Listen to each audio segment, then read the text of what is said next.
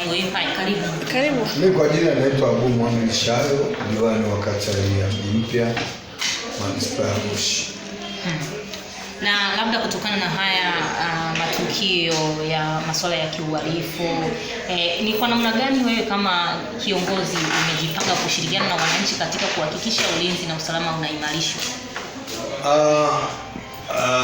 Sisi kama diwani wa kata ya Mpya nimekuwa nikihimiza sana swala la ulinzi na usalama katika kata yetu, kwa maana ya wenyeviti wa mitaa pamoja na afisa mtendaji ambaye ni mwenyekiti wa ulinzi na usalama wa kata na polisi kata, kuhakikisha kwamba sungusungu zimeundwa.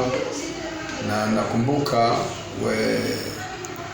kabla ulisi yangu imeisha tayari walikuwa wameunda sungusungu na zilikuwa zinafanya kazi vizuri, na hata mimi nilikuwa nikipita muda kuanzia saa 6 unaona mji umetulia, watu hamna, hakuna watu wanatembea tena ovyo.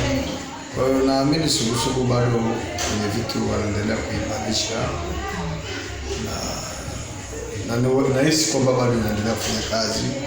Lakini pia nitoe wito pia kwa wenyeviti wa mitaa kuhakikisha kwamba hizi sungusungu ambazo zipo, na kama hazipo basi ziendelee kufanya kazi na ziendelee kuimarishwa, kuhakikisha kwamba zinafanya kazi ya kuwalinda wananchi, lakini pia kuhakikisha pia wananchi wetu wanakuwa salama na mali zao. Na pia nitoe wito kwa wananchi wetu waendelee